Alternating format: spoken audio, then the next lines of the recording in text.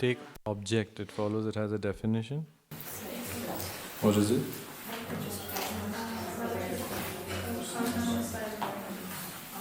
Take that which is cognized by awareness, it follows it as the definition of object.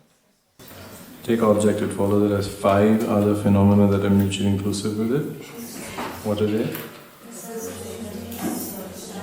Existent, established space, knowable object, ascertainable object, phenomenon. Take these 5, it follows them mutually inclusive.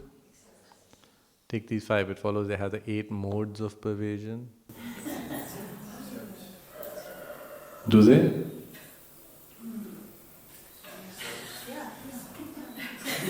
They do? What are the 8 modes of pervasion? Okay. Take existent and object, it follows it has the 2 modes of being. What are they? If it is object, it follows it is existent. If it is existent, it follows it is object. What are the 2 modes of not being between object and existent?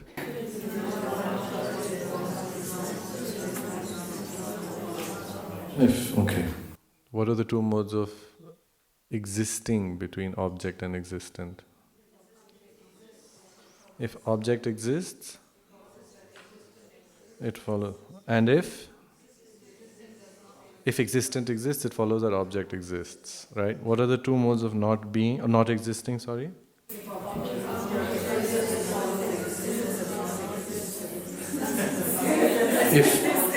If what?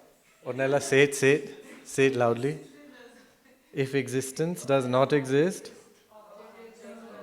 if object does not exist, existent does not exist. So they do have the 8 modes of pervasion between object and existent, right? Okay. What are the divisions of object?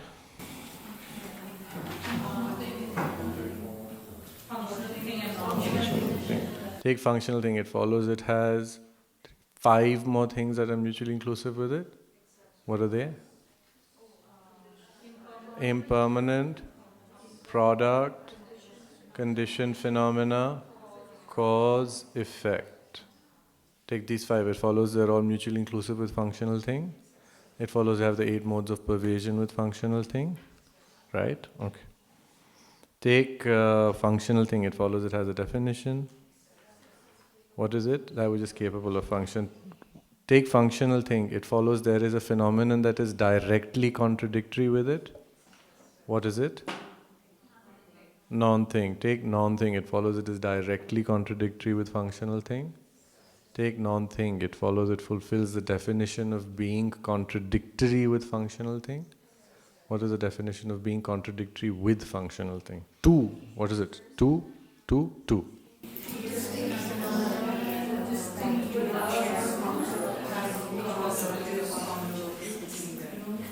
Distinct phenomena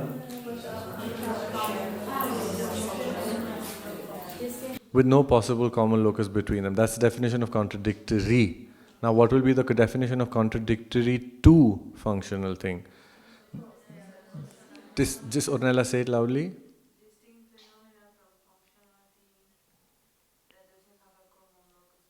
Exactly. So take non-thing, it follows it as a distinct phenomena from functional thing with no possible common locus with functional thing. Great.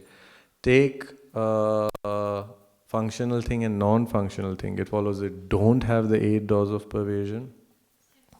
It follows they have none of the 8 doors of pervasion. Except, okay. Why? Okay. What are the 3 phenomena mutually inclusive with functional thing? Functional thing exists. Non-functional thing exists. Does not exist. Does it have the 8 doors of pervasion with non-thing? That's it. Right now I'm only concerned. We're doing the list, then you can debate that, yeah? Okay? What are the 3 phenomena mutually inclusive with non-thing? Permanent, unconditioned, and unproduced. What is the definition of unconditioned phenomena?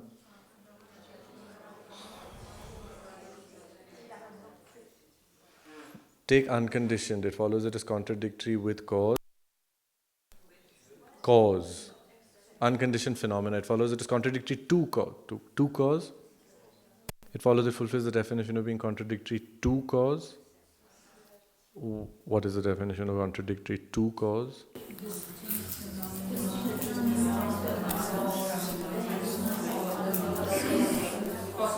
No possible common locus with cause, right? Take cause, it follows it has a definition. What is the definition? Producer of its effect. What's the definition of effect?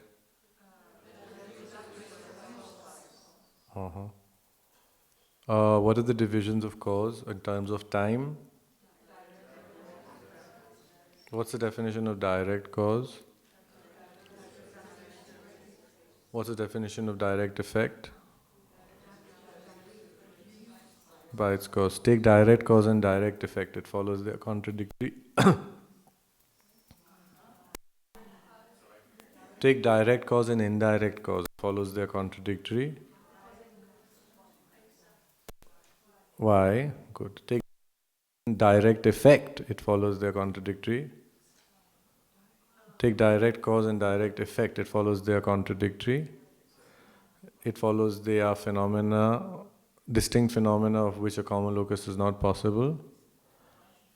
Direct cause and direct effect. Take direct cause and direct effect. It follows that it is not possible for there to be a common locus of both. For example,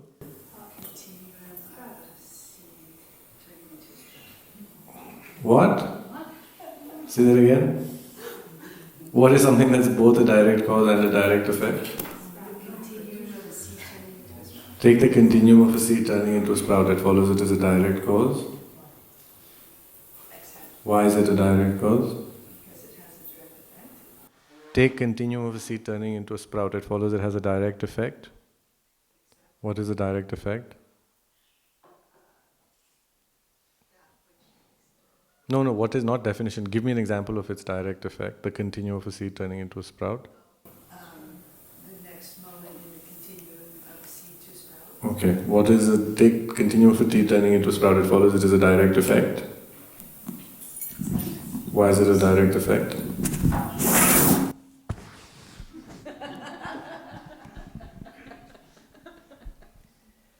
Could you repeat that, please? You can do this simultaneously if you're feeling. Take continuum of a seed turning into a sprout. It follows it is a direct effect. Except Or why? because it had a direct cause. What is its direct cause? The previous moments in the continuum. Previous moment in its continuum.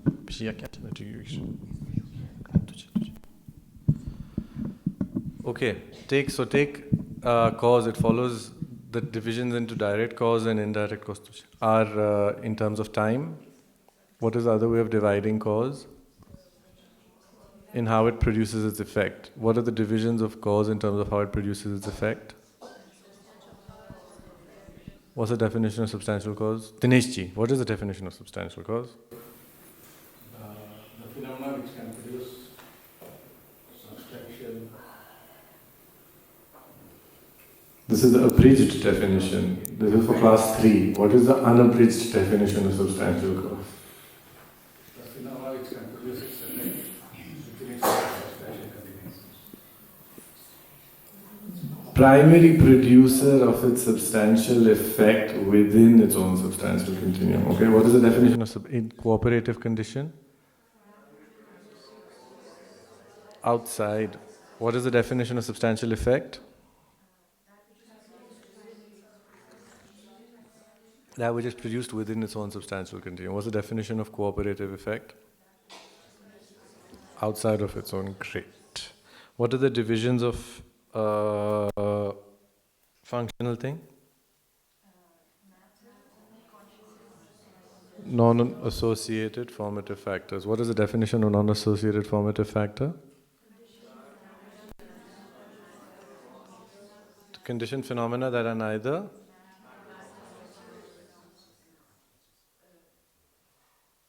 yeah? What are the divisions of matter?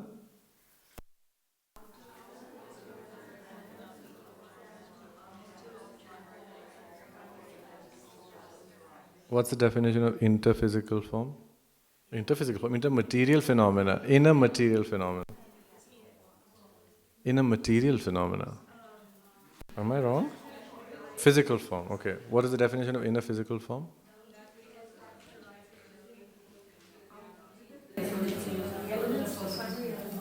Are you saying something? You're just mumbling, all of you. What is it? Let me hear it.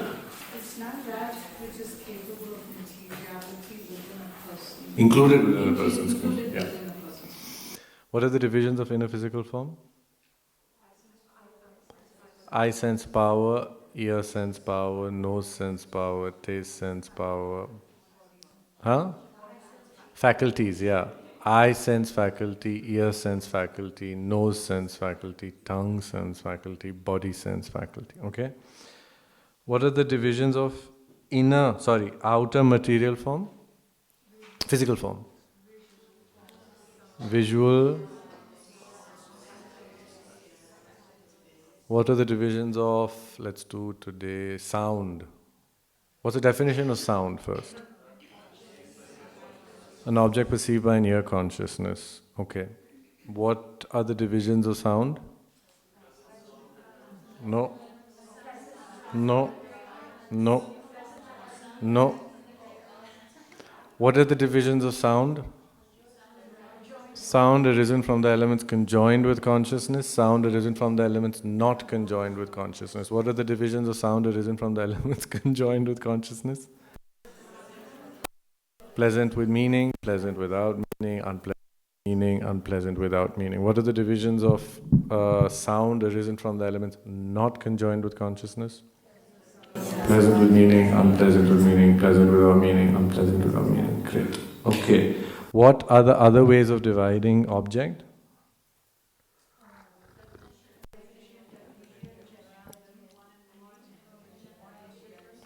Definition, definiendum, one and different, generality and instance, and then we've just done contradictory, right? Okay, what is the definition of definition?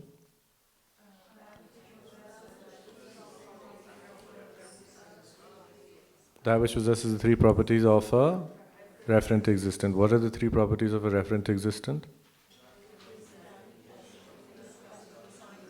It is, what is it? What is the first thing? What's the second one? What's the first one again? It is a definition. The second one? It is established in relation to a base. The third one?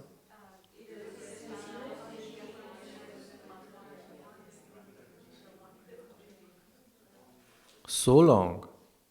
What is the third one? It only acts as a definition of one definiendum, right? Okay.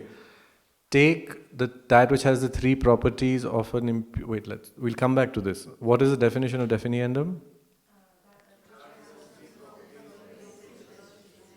Take that which has the three properties of an imputed existence. It follows it is the definition of definiendum. What are the three properties of an imputed existent?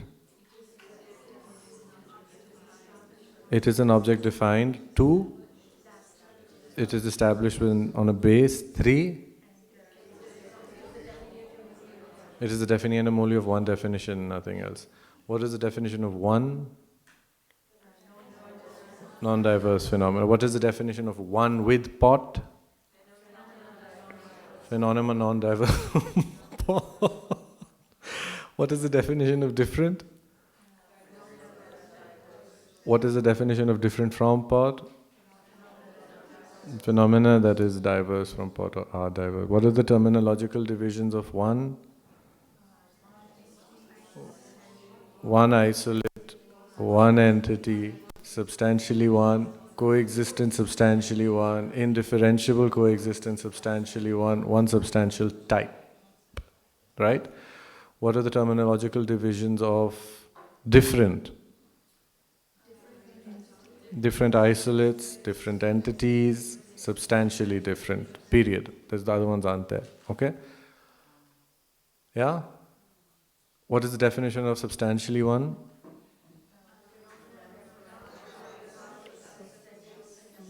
Phenomena that arise without separable essential natures. What is the definition of substantially one with pot?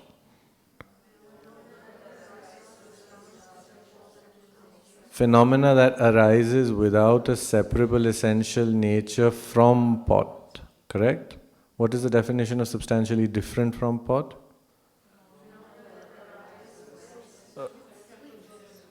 It's phenomena that arise with a separable essential nature from pot. Okay? What's the definition of one entity? Phenomena that do not have separable essential natures, and different entities that have separable essential natures. Great. I'm going to take for granted that you know the other two. What do we have? What's the definition of generality?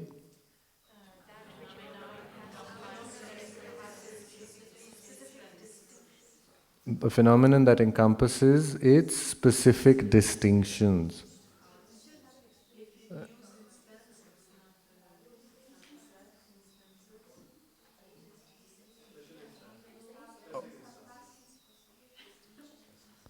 What's the definition of generality?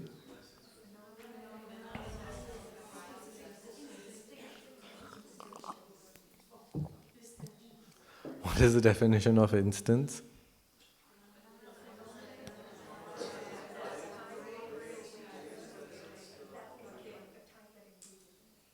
What are the three conditions for being an instance of something? It is that thing. It is intrinsically related to that thing. There are many examples of not that, but of what is the meaning of intrinsically related to that thing? It is one entity with that thing, and if that doesn't exist, it doesn't exist. Okay? For now. Just for now. No, it's coming. Don't write it because we're getting the definition of relation. Don't worry. What is the definition of contradiction? One sec, let's do this. Let's see what you're going to do. Okay. Yes.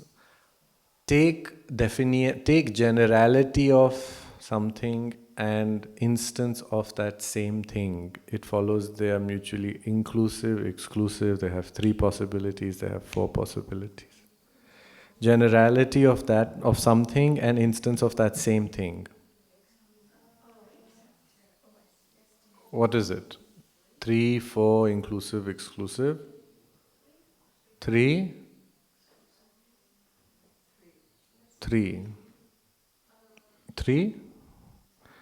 If it is a generality of X, it follows it is necessarily not an instance of X, except Y, A, B, whatever, something. If it is a generality of it, it follows it is necessarily not an instance of it. For example, take pot, it follows it is a generality of it. It is what here? So then it's not of the same thing, no? We're saying, is there something that is a generality of the same thing and an instance of that thing as well?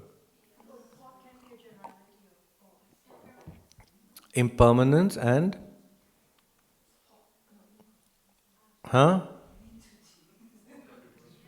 Venerable?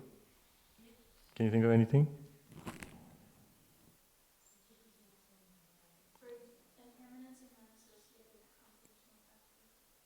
Okay, take impermanence, it follows it as a generality of non-associated compositional factor. Take impermanence, it follows it as an instance of non-associated compositional factor. Okay, let's try, it's nice. Take impermanence, it fulfills the definition of instance of non-associated compositional factor. Impermanent, Take impermanent, it fulfills the definition of non-associated factor. Why? Take impermanent, it fulfills the definition of non-associated formative factor. What is the definition of non-associated formative factor? Take impermanent, it follows it is conditioned phenomena that is neither matter nor consciousness. Except, it follows it is a phenomenon that has the type non-associated formative factor that operates as its pervader. It follows it fulfills the 3 properties of being an instance of non-associated formative factor. Take impermanence, it follows it is non-associated formative factor. It follows it is intrinsically related to non-associated formative factor.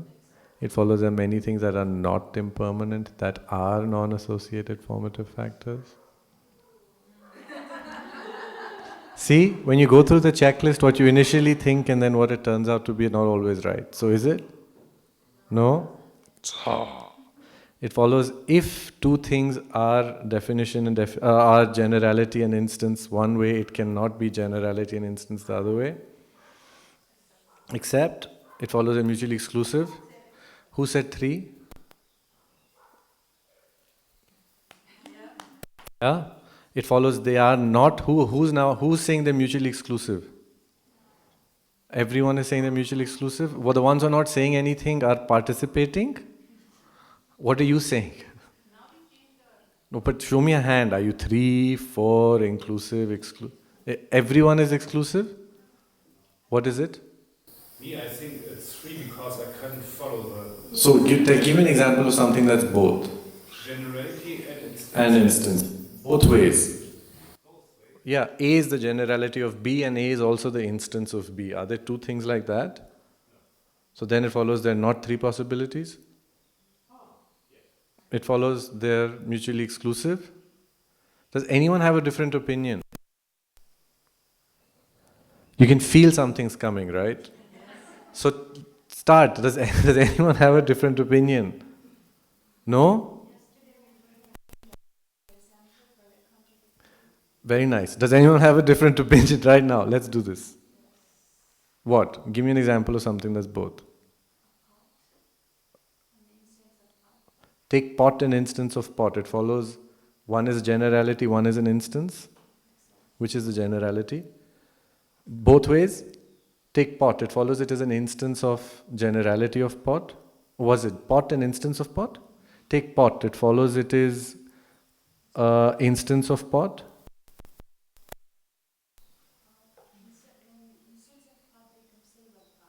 No. What are the two things where one is generality and instance and then you can swap them and then it becomes instance and generality? What an instance of pot? Huh? Take pot, it follows it is instance of pot. So it follows it is not an instance of pot. It follows instance of pot is not a generality of pot. It follows that's not an example. Anything? Selfless and existent. Selfless. It follows it is a generality of existent. Take selfless. It fulfills the definition of generality of existent. Yeah? Let's switch it quickly. Take self-existent. It follows it is a generality of selfless. It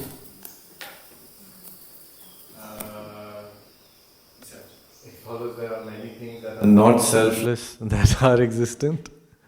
Right? No. Anything else? Huh? Take definition. It follows permanent is an instance of definition. Take permanent and definiendum. It follows permanent is an instance of definiendum. Yeah. Take permanent. It fulfills the definition of instance of definiendum. Why? Who said why? It follows, it fulfills the definition of instance of definiendum because it has the type definiendum that operates as its pervader. Reason not established? No pervader.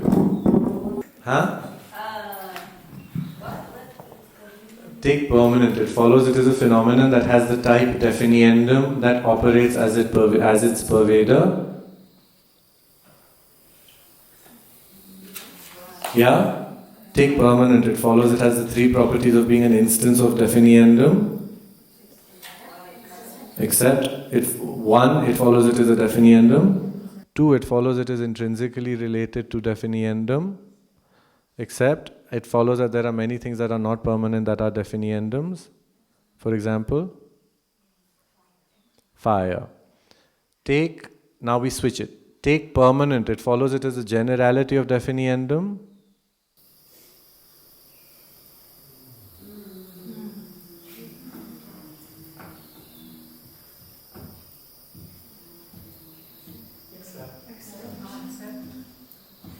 All of you were not answering. I'm just curious. What do you think is going to happen by not answering?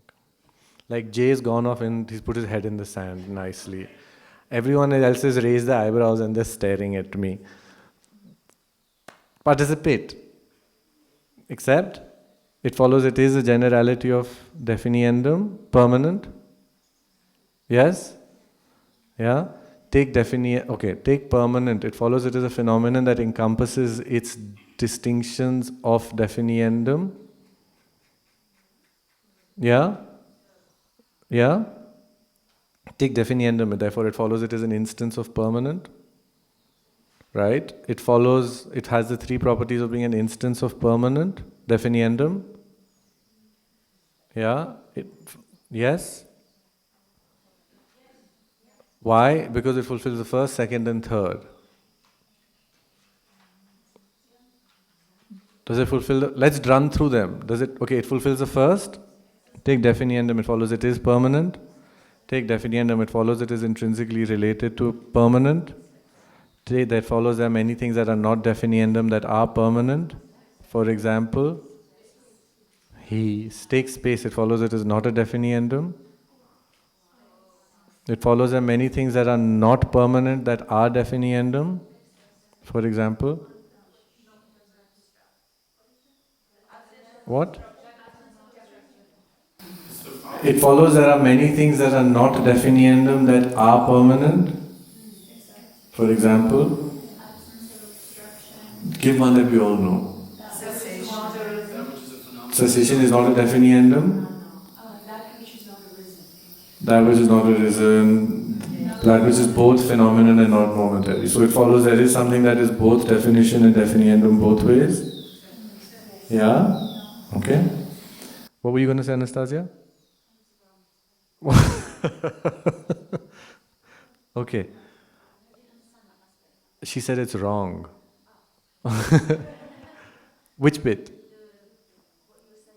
Oh, give an example of something that is not a definiendum but is permanent. So they gave the definition of permanent, right? Which is that which is both a phenomenon and not momentary. That's not a definiendum, but it is permanent. Wait, right? isn't the third property, there are many things that are not the instance which are the generality? Yeah, that are not definiendum that are permanent. So, take the definition of permanent. No, not definition of permanent. I said that which is both a phenomenon and not momentary. Phenomenon and not momentary follows it as the generality, permanent? It doesn't have to be the generality, it has to be the thing. Has to be the... Otherwise you won't find anything as an example of an instance. There are many things which are not the instance, but are the generality. Yeah, but not are the generality. When you're saying it to be able to discuss it without tying it to anything. Correct? If you tie it to an individual case and you end up saying the generality permanent, then you won't get anything. Does that make sense? Yeah. Okay? So when you say it is not the instance but it is the generality, it's just to clarify that you're saying it's not that example that you're using as an instance, but it is the example that you're using as a generality, not itself. Okay? Yeah? Now, that's done. We're getting more efficient. What happened? Oh, the last one? So take that which is both phenomenon and not momentary. It follows it is permanent. It follows it's not a definiendum. Okay. So definiendum and permanent can be.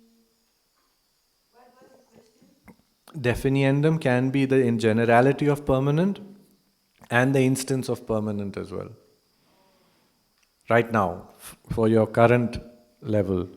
Then later we don't know what will happen. But right now that's what it means. Right now it seemed to work, okay? Yeah? So then we've checked the first. I'm assuming it'll end up being 4. Okay? But I don't want to go through all the others. I just wanted to do this one so that you can check. They can't be exclusive because there's something. Exactly. So what's the result of it not being mutually exclusive? Which will lead to all of you getting tha. right? But it's fine. You see, you can think of it in different ways, right? Yeah. Okay, what's the definition of, okay, so there's a bit of an issue with contradictory because I have a feeling you're all struggling with contradictory because there's one definition and then we're kind of groping around in the dark for the other ones. Now, unfortunately, our text doesn't give definitions, okay? It gives meanings. It has given meanings. So, we're going to borrow the definitions from other Dudra texts. They will become your standardized definitions, but you will still use the explanations in our text to support those definitions, okay? So can we have the definition?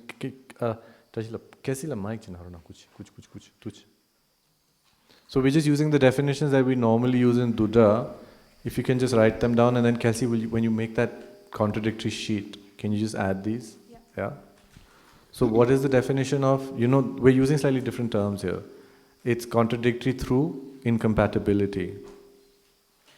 Contradictory is mutually exclusive and contradictory is not abiding together? Yeah, now not abiding together in our text is through incompatibility. Oh, right, so go yeah. with that. What is the definition? Of which one? Of the incompatibility one. Okay. Abiding inharmoniously Abiding inharmoniously in a manner in a manner. Abiding Abiding inharmoniously in a manner in a manner of one acting to oppose the continuity abiding inharmoniously in the manner of one acting to oppose the continuity of one acting to oppose the continuity of the other. of the other. Okay, I'll say it 4 times. Abiding inharmoniously In a manner in a manner of one acting to oppose the continuity of the other. abiding inharmoniously in the manner of one acting to oppose the continuity of the other. That's twice. Abiding inharmoniously in the manner of one acting to oppose the continuity of the other. One sec. Abiding inharmoniously in the manner of one acting to oppose the continuity of the other. Yeah? Okay. Contradictory as incompatibility. Contradictory through incompatibility is what our text says. Okay. Okay, is that clear?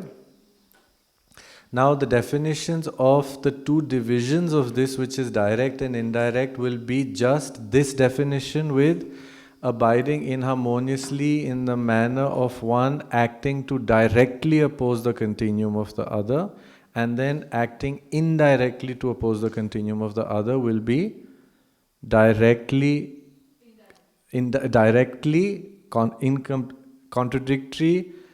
through directly contradictory through incompatibility, where it opposes the other directly, and indirectly will be where it is indirectly contradictory through incompatible. I'm just saying it again. You have the definition? Take that definition and then add directly oppose the continuity of the other, you will get directly contradictory through incompatibility. And then you add indirectly opposing the continuity of the other, you will get indirectly contradictory through incompatibility. So you have your first set of definitions there. Okay? Is that clear? Has everyone got this? They'll all be on a sheet, but we're just making it easier so that we have these for later. Okay? Yeah?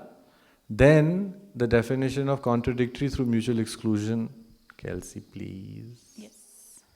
Abiding inharmoniously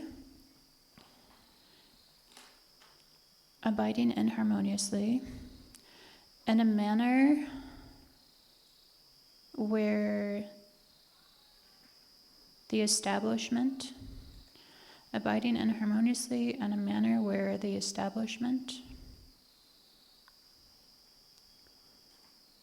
of one excludes the other. Yeah. So abiding inharmoniously in the manner where the establishment of one excludes the other. abiding inharmoniously in the manner where the establishment of one excludes the other. Then leave the next one. I'm going to extrapolate from that. Just leave it. The direct and indirect will extrapolate, okay? Abiding inharmoniously in the manner where the establishment of one excludes the other. Okay? This is contradictory through mutual exclusion. Abiding inharmoniously in the manner where the establishment of one excludes the other. Okay? The definitions of directly and indirectly will bear where directly excludes the other, indirectly excludes the other. Okay? Yeah. Because they're not harmonious.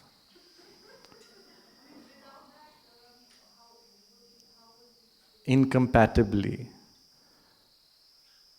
What does this, Professor? Huh?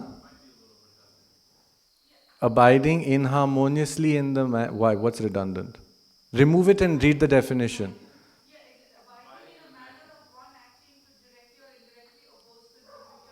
Right. And the other one?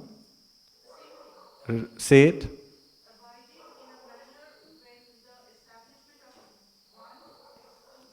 Take permanent and impermanent. It follows they abide together.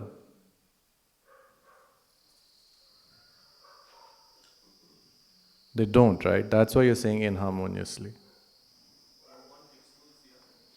But they don't abide. The whole idea of adding the inharmoniously is the way they exist is in exclusion of each other. Therefore, they are abiding inharmoniously. It's literal translation. In Tibetan, it's Pensumpangde mithumpa nepa. Mithumpa nepa is inharmoniously or not concordantly or not. All those synonyms that will come. Yeah? But that's the definition. You know is your... yeah, go into it.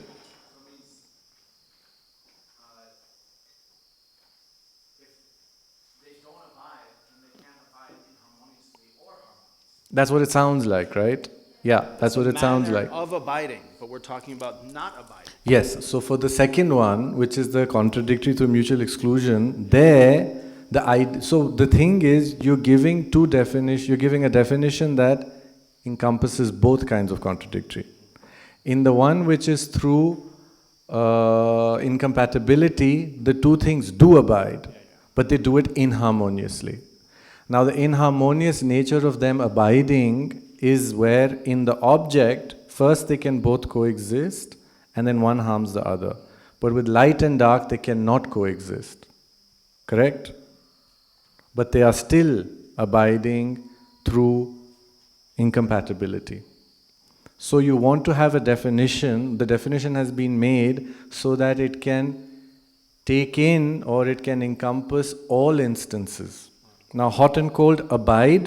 But light and dark seems very debatable to me. It is debatable, but it's been given as an example. Whether it's debatable or not, everything is debatable. So leave that aside. The point is they do abide inharmoniously, right? Yes. And so they never abide together though. That's also been said. So the way that one excludes the other is by removing the continuum of the other by never being there at the same time. So the idea of abiding inharmoniously doesn't have to mean that they first abide together and then they become inharmonious. Okay? Now the second one, which is abiding inharmoniously through mutual exclusion, is not abiding in the object. It is conceptually or mentally, you see if these two things are there. I'm sorry, I still didn't get the first one with the example of light and dark. No, so I'm saying the definition has to be something that can encompass all illustrations. That one definition of... Yes, abiding inharmoniously through contradictory through incompatibility has to include or has to encompass all its instances. Okay. So therefore it has to be the same explanation that can be there for hot and cold, for owl and crow, for light and dark, for billowing smoke and cold, etc., etc., etc. So the idea of abiding inharmoniously is they both cannot be in one place. Right? Now the way they cannot be in one place is first they are both in one place and then one harms the continuation of the other. and the other way of not being in one place. One sec. First listen, then you can have an objection. You're already objecting before you've heard the whole thing. I'm telling you what it means, okay? The other way of abiding inharmoniously is that they've never been there. They couldn't abide harmoniously. Okay? So abiding inharmoniously in this context is not literally they abide and then they are inharmonious. If they cannot abide inharmoniously, we say abide inharmoniously. Okay? Now even in Tibetan, Mithumpar Nepa suggests that they are abiding but in an incompatible way. So it's the same problem in Tibetan. It's not an English translation error over here.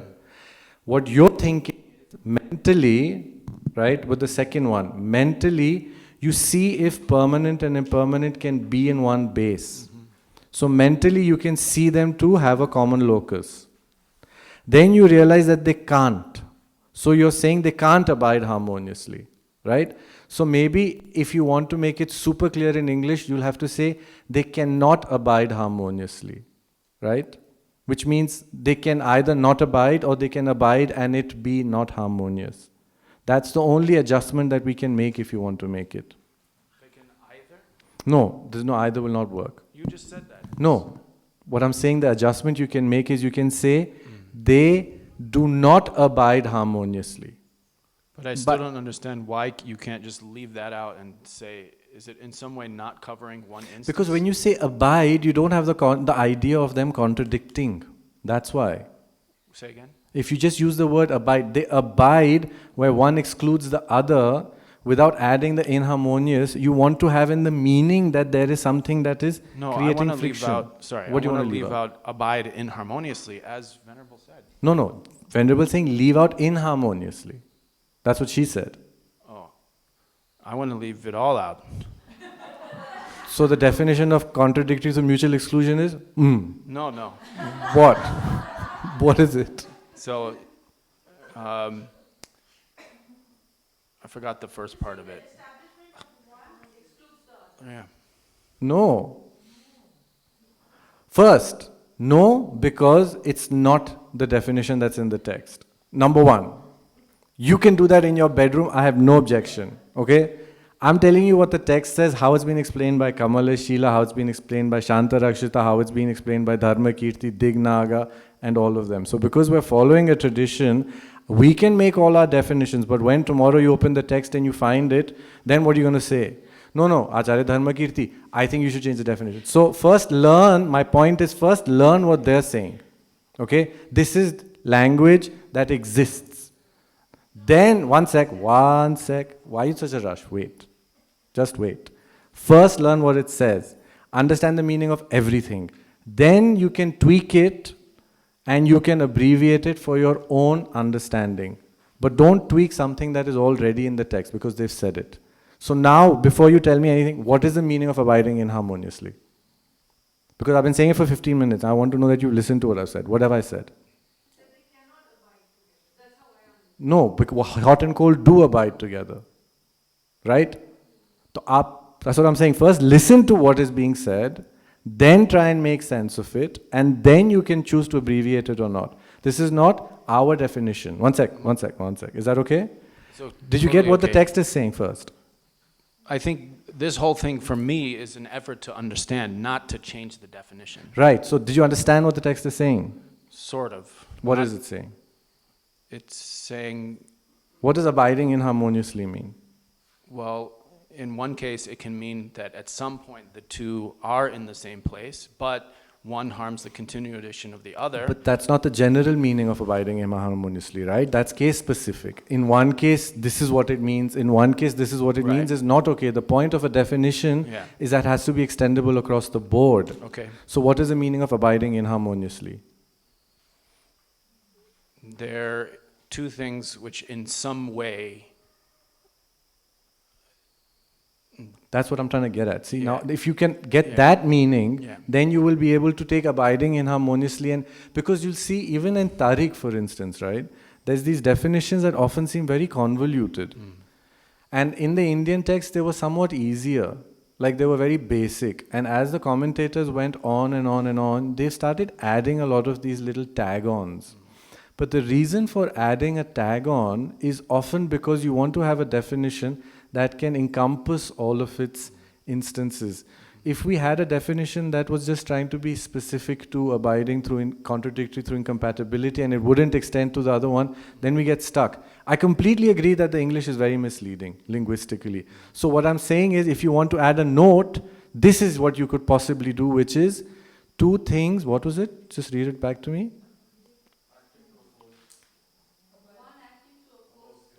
No, read the whole thing.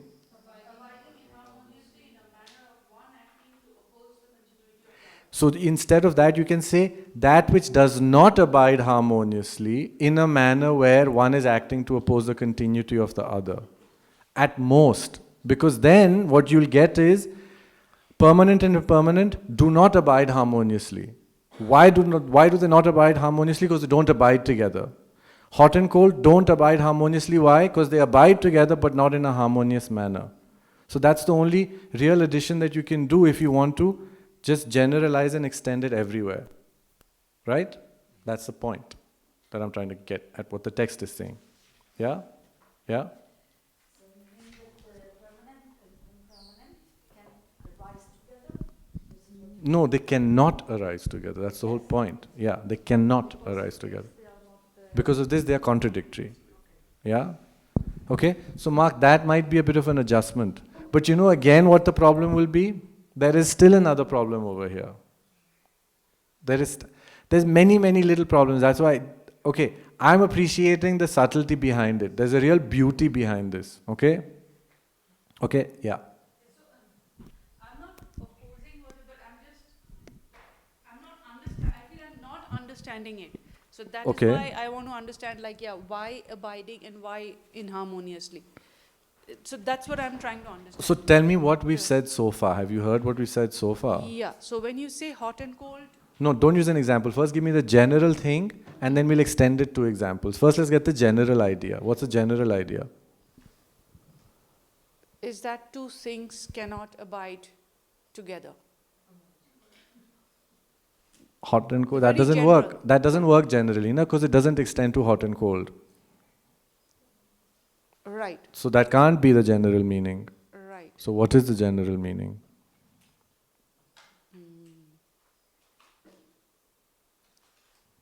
The two things abide, but That's not with That's permanent also and not- impermanent. yeah, so that is what I'm trying to get. But that's what I was saying before that. I've spent 10 That's what I'm minutes trying to explain. Yeah, Two things cannot abide without harming each other. That's all it means. So two things cannot abide harmoniously. It's just another way of saying that. That's what it means.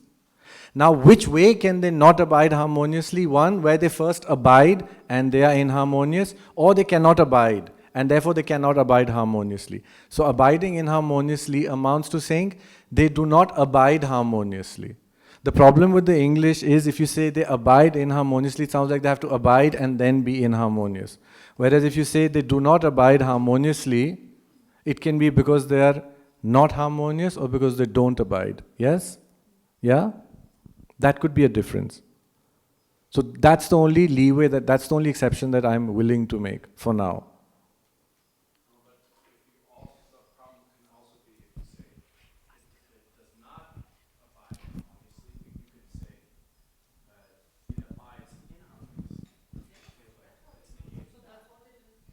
That's what it is saying, though. I don't understand. It's not abiding at all. So Again, in but, the case of exclusive, yeah, but that's what I'm trying to say. Don't give it in the case of exclusive.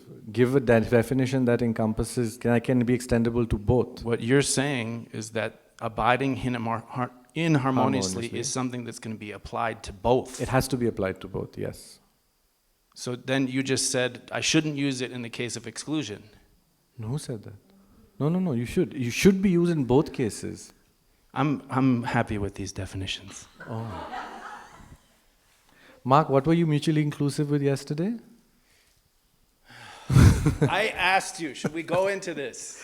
No, I like that you went into it because it's an important point, abiding inharmoniously. But this is not the first time that you'll hear some strange sounding term. It's quite frequent. I think maybe we should actually consider making it not abide harmoniously. But there is a problem with that. You know what? You know why there's a problem with that? And that's why I'm saying, now this you will not appreciate why it's not there. Okay? This is not there because if you say not abiding harmoniously, your definition will become a mere negation. It will become a non-affirming negative, which we haven't done yet. Which means that then everything that will be contradictory, and whenever you perceive contradictions, you will have to perceive them as complete negations without any positives. Whereas hot and cold being incompatible is not a mere negation. So there's a lot of thought behind each one of these little details. Now, is there a better word in English? Possibly. I do think there might be. But just as the translation of what the Tibetan says, and I'm sure the Sanskrit also has a similar thing, this is what it means. Why we're not saying not abiding harmoniously is, not abiding harmoniously negates only. Abiding inharmoniously negates in one instance, and in another instance, it also allows for a positive thing to come in. Right? So there is a reason why it is being said. Does that help? Yeah? But you all need to make sense of this definition. So do you make sense of this? It's true. Take permanent and impermanent. It follows they abide together because they abide inharmoniously. Huh? No pervasion, right? So that's a little trick that you need to learn for what this means. Okay? No, you state the pervasion. You said no pervasion. They said, what is the, what is the no pervasion? What is the no pervasion? If it abides inharmoniously together, it doesn't mean that they abide together. That's what it is, right? Like, if you have, I'm just thinking of an example off the top of my head. If you have two friends who don't get along and you invite someone for dinner and you're like, oh, how come that person didn't come? And you're like, they don't get along. They don't spend time with each other. They're not happily in the same place, right? So you can say they don't get along, they abide inharmoniously, but they're never there in the first place, right? So the abiding inharmoniously over here in the case of contradictory through exclusion is the mental abiding. That's what I'm trying to get at. Mentally, if you understand the meaning of one, it does not allow for the other one to be there. So you have to exclude it. That's why it is abiding inharmoniously in the manner where one excludes the, what was it? Where the existence of one, where the establishment of one excludes the other. That's what it means. So if you have initially, you think that this is stable, the pillar is permanent or it's unchanging, right? Then you think about the fact that it's produced. Then you think about the fact that production doesn't allow for impermanence. Initially, the mind that has superimposed permanence on the pillar is going to have to see that that permanence that you've superimposed cannot abide harmoniously with product. So then the presence of product for you will remove the existence of permanence from that thing. But not in the manner where they were first there and then one went away. In the way that they were never there to start with. Yeah?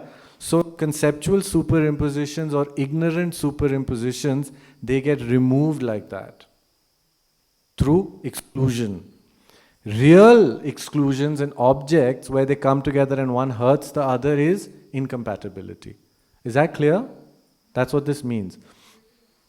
When you're talking about contradictory through incompatibility, what you're thinking of is not two things that were never there together. You're thinking of two things that are there together and then one gradually makes the other go away. When you're thinking of exclusion, you might conceive of them together. But later when you reason and you realize that they are not there together, the way that you realize that they're not there together is that they were never there together. Your mind might have believed that they were there for a while, or it might have superimposed the two things to be coexisting, but they cannot. So you eliminate one. So that's also how you can understand why you say abiding, because conceptually you conceive of an abiding and then you realize that that's not possible. Yeah? Even when we do the relations, we'll do that. Now we do relations in the thing, relation according to perception, right? So these are all perceptive acts. Is that okay? Yeah? Yeah. Yeah. So with regard to contradictory through incompatibility, Yeah. it seems there are three pairs given as examples. Yeah. And so the one is hot and cold for Yeah. direct, Yeah. then billowing smoke and cold for indirect, Uh-huh. and then the light and darkness Right. that is different than hot and cold. Does In it a say sense, that? it is even more. It's well, like even more direct. yeah. So Yeah. that's So I was like, yeah, what should I do with that? So it's hot. Yeah, to me it seems then either. Yeah, I don't know. What is there? There is no third group. So if there is a distinction made between light and darkness, in a sense, being even more. I think it's just quicker. Remember how I was talking about strength also? Like the power of the strength of one determines the duration of the continuity of the other. Remember that? Do you remember the text was saying that? Yeah? Yeah, it was a time element. Okay? Well, here it says, since the production of light and the cessation of darkness are simultaneous. Yeah. So this to me would mean that it's not even contradictory through incompatibility. But Yeah, but that's because you and Mark were debating last night and you think the same thing. In fact, Mark had a very nice subject last night. Now I'm praising you. No, there was one thing that I saw last night, just so that all of you notice this, that you're aware of this. At one point yesterday, Mark just kind of eased into it. He was just chatting, but he was chatting through syllogisms. And the more he was just chatting through syllogisms, he was thinking things and just saying it, and he just kind of went totally at ease. He was standing there, there was no stress, there was no worry, there was no, am I saying it right, am I saying it wrong? He was just thinking in syllogisms and he was fitting all his language in syllogisms. And it was really nice to watch. So at some point, you just ease into it, okay? So don't worry, it will happen, it's starting to happen. Last night it happened. And his debate was nice. And actually I want to do that debate now because I want to understand I want to see what you are thinking about. So, let's do this. Take strong billowing smoke, and this is not really an answer to you, but maybe you can draw something out of it.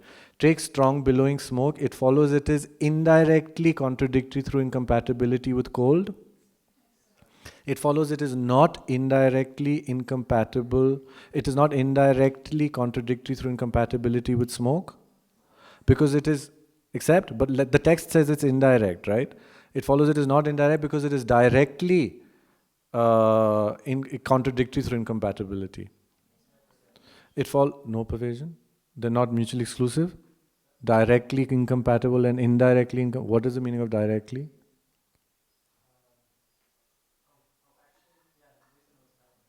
It follows they are directly incompatible. Strong billowing smoke and cold. It follows they're indirectly incompatible. It follows they're not indirectly incompatible because they are directly incompatible. And then this is what he said. It follows they're directly incompatible because the strong billowing smoke is hot. Take the strong... What? What do you mean why? The reason. I've given a reason. Take strong billowing smoke. It follows it's not hot. It follows it's not hot. Do you not get burnt if you touch strong billowing smoke? It's not hot, strong. Where is the strong billowing smoke? I told you where this is referring to strong. The strong billowing smoke is the fire, but the billowing smoke is not necessarily hot. So how does it harm the concept? That was a nice debate that he said. He said when you take hot and you say it is directly contradictory to cold, it is because it is heat, and the heat is what's opposing the cold. So his thing was take hot, strong, billowing smoke as a subject. Take hot, strong, billowing smoke. It follows it's not hot. Right? That's a subject that you can use. Now, you were thinking about it in different ways. I'm not even concerned with what's right or wrong, but I'm just saying, you come up with subjects like this when you think about it. Now, your answer was nice. It's not hot. It is the effect of something that's hot. But because it's there, it guarantees that there's something that's hot, and then that hot thing is the one that opposes. That's why it's indirectly opposing. But if Mark came up with a subject and say, take hot, strong, billowing smoke, is there no hot smoke? I mean, have you never had a cold?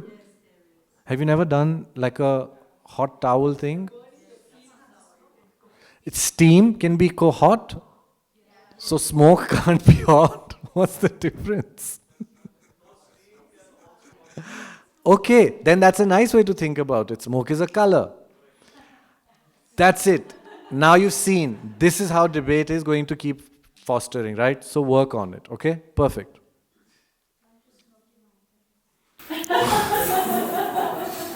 Just to clarify,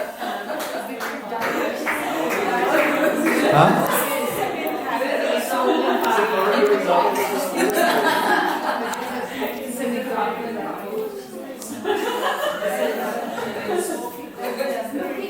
Naga, shush. No, I just want to clarify the directly and indirectly of the mutual exclusion. So abiding inharmoniously in a manner, whether the establishment of one, directly or indirectly. Yeah. When we couldn't hear you. The definition of directly and indirectly mutually exclusive is just with the addition of directly excludes the existence of the other and indirectly. Now that's not also clear. We need to debate that a little bit more, right? Yeah. Yeah. Who's... Yes, exactly. Yeah.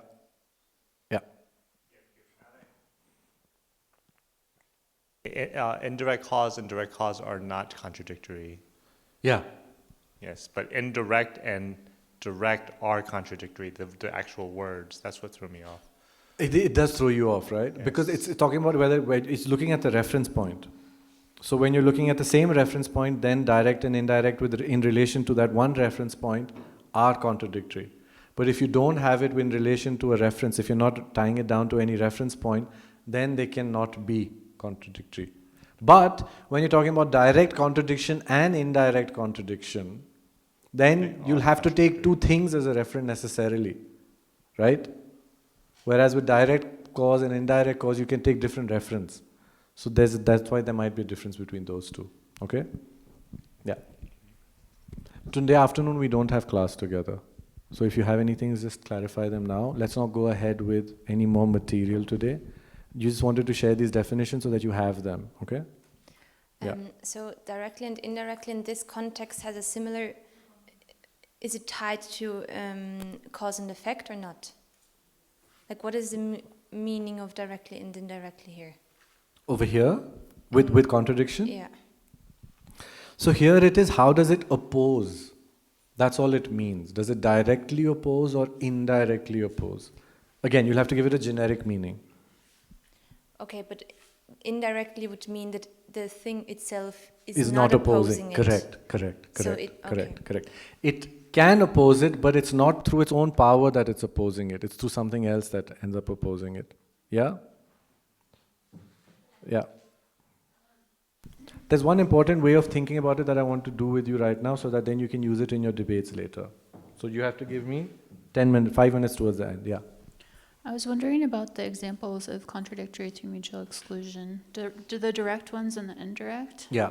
Is the direct only something like functional thing and non-thing? No, you see it says permanent and impermanent, also one and many. That's why it's fun. I'm glad they've done that. Will you tell me the other ones? No, it's in the text. It's in the text. Oh, One sorry. and many. I got confused in the It says text. vase and not vase, existent, non-existent, permanent, impermanent. I think it says functional thing and non-thing as well. And then it says one and many. One and many. Yeah, this is the fun one to debate. And indirect? What does it Contradictory say? through mutual exclusion? Indirect contradiction will be like product and permanent, vase and pillar, Okay. stuff like that, right? Okay. Yeah, Okay. seed Thank and you. sprout, stuff like that. Thank Okay. you. Yeah. Anyone else? Yeah. Just pass the mics around, please. Can we just do it without the mic? I'll just talk loud. Yeah, I know.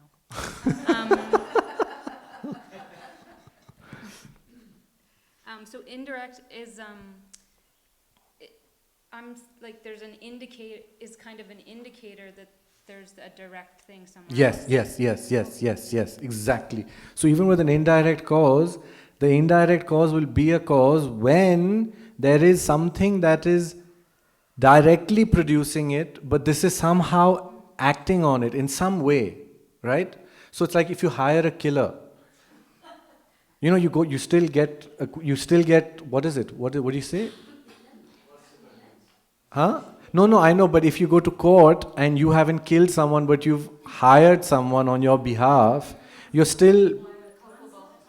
There is a term for it. No, not, yeah, manslaughter is the thing, but you also get accused for manslaughter if you haven't done it yourself and you've hired a hitman. There is a thing, there's something. Accomplice. No, there's a legal term for what you are accused of. Like you get, there is something, right? In all those criminal shows, they show that, right? There's one legal thing of like a problem. Like you are, I don't know what it is, but the point is it's indirectly, right? That's what you're saying. Like it's through you that it's happened, right? So the negation has happened through product of permanent. It has happened through product, but it needed to go via something else, right? The fact of strong billowing smoke being there has harmed cold, but it's not directly through the strong billowing smoke. It's through something else that the harm has arisen. That's exactly what it means. Yeah. Yesterday, we didn't even understand the meanings, and then people were giving their own meanings. For examples, for when you say why, then they give the opposite, these contradictory, true, incompatibility examples as those. So it was like difficult. That's fine. You can give whatever example. Now that you have the definition today, now when you debate it, you can try and see whether the definition applies to it. And also we do have a relation between contradictory through incompatibility and contradictory through exclusion. Remember that? Yeah. That's not clear yet. Are they inclusive between the two? Are they exclusive? Is there something that is both? Are there two things that are contradictory through exclusion? Are there two things that are contradictory through exclusion and through incompatibility both? Light and darkness, even hot and cold. Take hot and cold, it follows they're incompatible through exclusion? Huh? Yes or no? Huh? Are they? They are? It follows they are contradictory through exclusion because the existence of one, because the establishment of one excludes the other. Yes or no? It follows the establishment of one doesn't exclude the other? That's the thing, that's what we're trying to check, right? So does it fulfill the definition of contradictory through mutual exclusion? It follows they are contradictory they abide inharmoniously in the manner where the establishment of one excludes the other? Hot and cold? Yes or no? Who's not convinced? I think it depends on establishing the base upon which.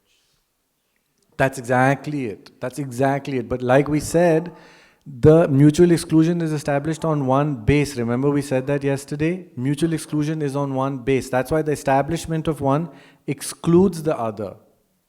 The other one is not on one base, the other one is in one place through incompatibility, right? So in the same place, you can have a hot sensation and a cold sensation, for instance, on your skin, I suspect, is that example, right? Like you feel cold, you step outside, the sun hits your skin, your sun is both hot and cold in that moment. It feels both hot and cold. But are they mutually exclusive? So you need to test this. That's what I'm saying. Whatever understanding will come, it'll come. Okay? Yeah? Yeah. Saying those in one place can be deceptive. You're not talking about the same exact point. That is up to you to debate now. That's the whole point. Now that you have to debate. Yeah, that's the one that you have to figure out over here. Exactly. So I thought I heard you just say that seed and sprout were indirectly mutually, well, how do you say that?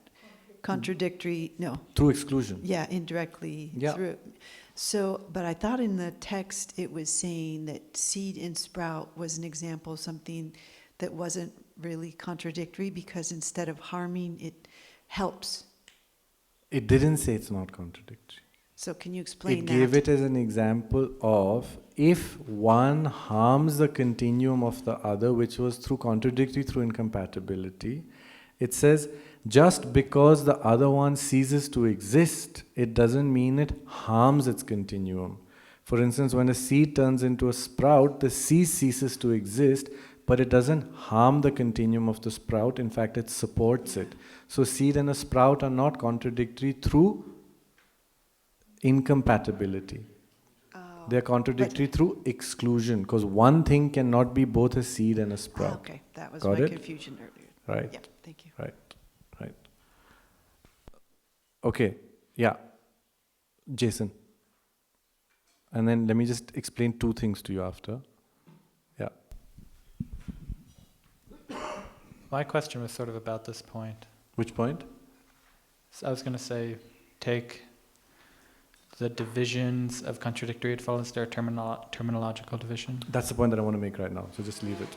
That's what I want to do right now. That's the two things we need to see right now. Okay? So first one, just the first point is the one through directly and indirectly contradictory. Make sense of this. This is really, really important. Okay? You don't need to write it. You can write it. But it's the same thing we said yesterday. So maybe you want to hear it and then just understand it, and then later you can pen it down however you want. Okay? Why I'm saying it is because you really need to make sense of it while you're hearing it. So if you don't understand it now, tell me now. Okay? Exclusion means not that it is not there in the thing. Exclusion is the cognitive process through which the exclusion occurs. So when I exclude this being a book, sorry, this is a book. If I exclude this being a cow, it's not a cow, right? If I tell you, okay, let's go like this. If I tell you, and you haven't seen this notebook, if I tell you, there is no cow behind me, I've excluded a cow behind me, right? Does that make you understand that there's a book behind me? What does it make you understand? That there is no cow behind me, period. So, understanding that, but cow and book are mutually exclusive, they are contradictory through mutual exclusion, but they are contradictory through mutual exclusion because eliminating cow doesn't establish book. Establishing cow doesn't eliminate book. Conceptually, to your mind, it doesn't lead to that realization. That's why I was talking about simultaneity. Two things that are directly contradictory are, for example, this being a book or not book.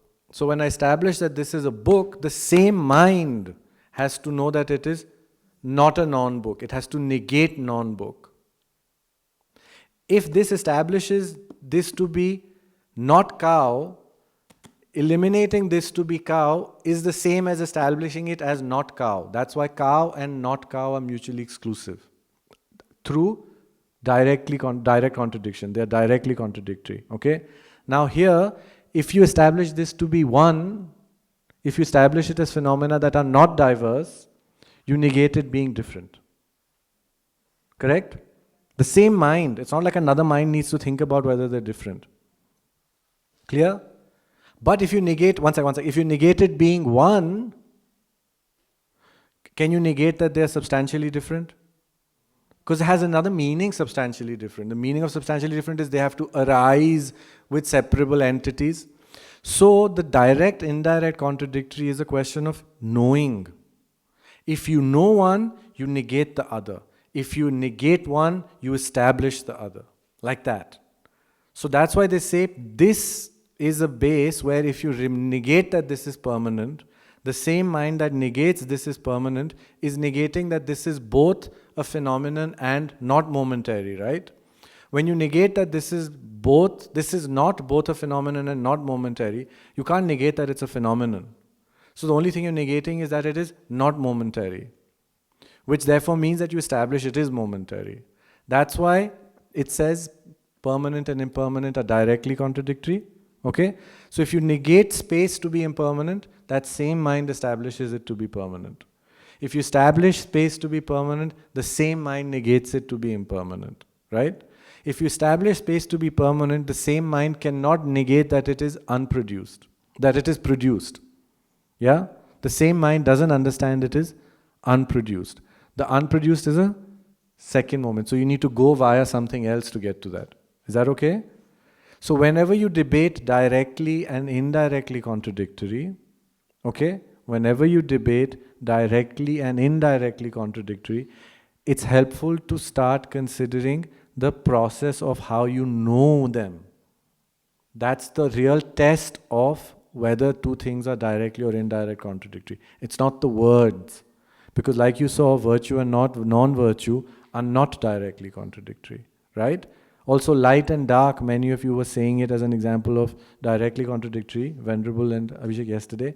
They're not directly contradictory. If I establish this book to be not dark, do I establish it to be light? No, right? This book is not light, correct? That's how you have to think about directly and indirectly contradictory. Is that okay? Yes. This way. It's a cognitive process. So actually in Tibetan it's quite beautiful. It says Chiksho gape shen drupa mena mebechir, which means if one is negated, Chiksho gape shen drupa, if one is negated, right, and the other is not established, then they're not indirectly contradictory. So it has to be something being negated and the other being established and eliminating a third possibility. For two things to be directly contradictory. Chikshokapa, negating one, if it doesn't lead to the establishment of the other, those two are not directly contradictory. Establishment for the same mind. Yeah? Okay.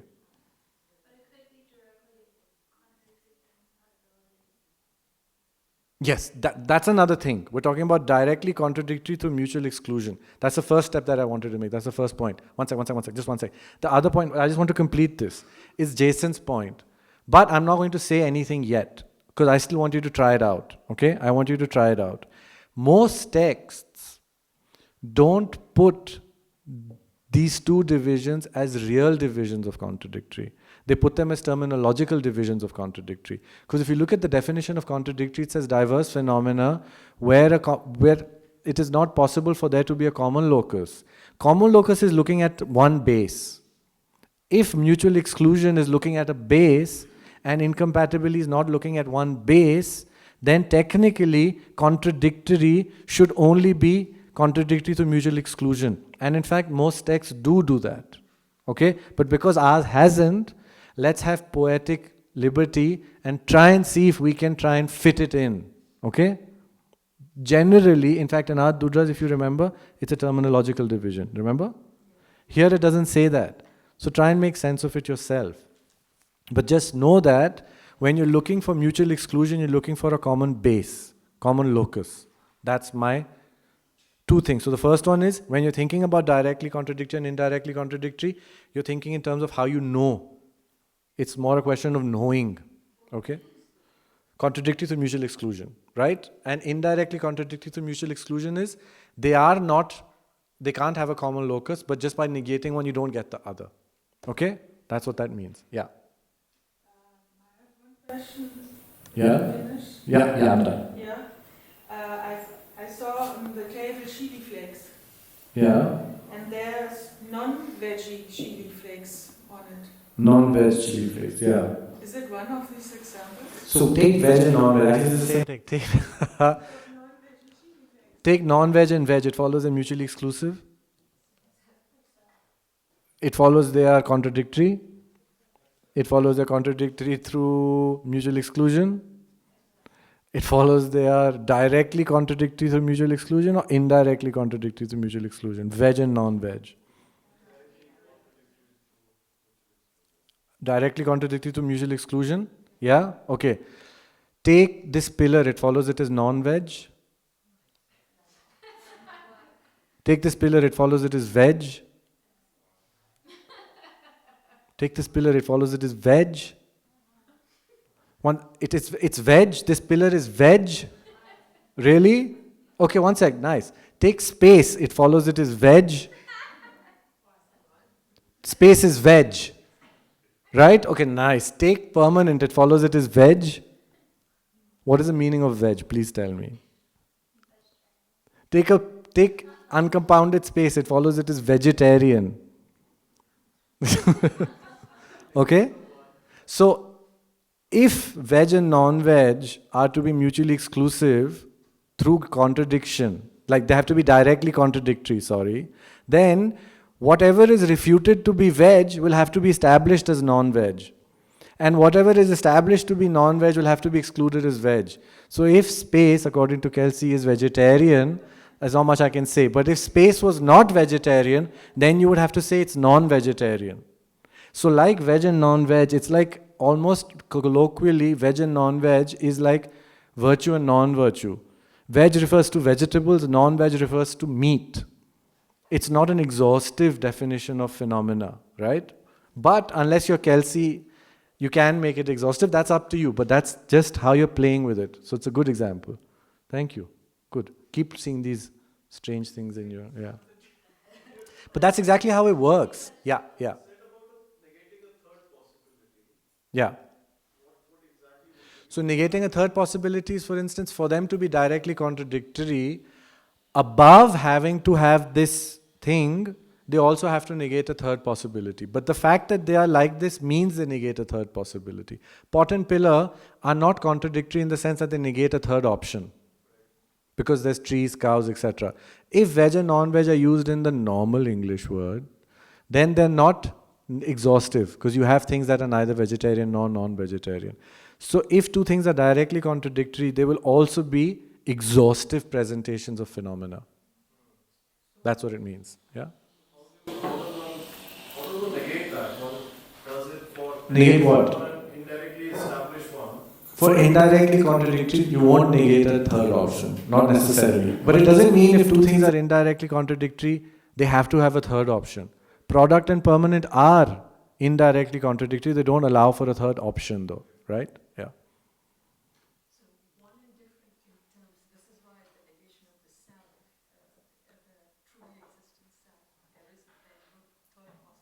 Yeah, that's the reason. Yeah, yeah. What happened? Wait, Kayla, what do you? So does somehow mutual exclusion somehow encompass incompatibility? It's a larger. We've asked you to do the relation between two things that are contradictory through exclusion and contradictory through incompatibility. That's the fun thing. Try it. Now you have definitions and you have all these examples. Try it. Yeah? Yeah. So I didn't follow the veg, non-veg discussion. Okay. I understood that, so that you were showing how it's not directly. I don't know if it is or not. Kelsey had her own take on what veg means, so I don't know what to say. That's the thing.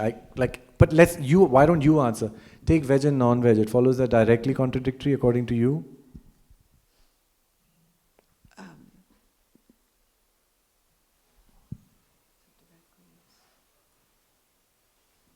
Well, I think no. There you go. That's it. Kelsey, however, thinks space is vegetarian, so I don't know what to make of it. Yeah, that's kind of my thinking. But then, I mean, I wouldn't go as far as space, but then that means they're still contradictory through mutual exclusion. Indirectly, though. Yeah, indirectly. Correct. Okay. Correct. Unless you're Kelsey. We have to add that note. I don't know whatever Kelsey means by vegetarian. But I mean, just make sense of them. Like, just play with them, debate them, see what kind of things come up, yeah? I think you have a lot of information now, okay? Now tomorrow we'll do related, okay?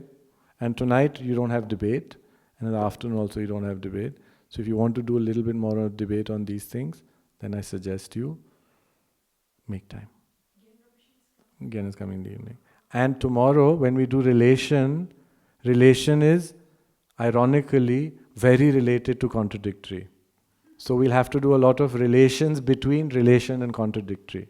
So don't worry. Also, everything that we've done will constantly keep coming up endlessly. It's never going to just stop. It's not like you finish 8th grade and then you're doing the history after the 1800s. That's not how it works. It's always bringing everything in. So you're never too late. This is for people who've come a little bit late. Don't worry. Okay? Yeah.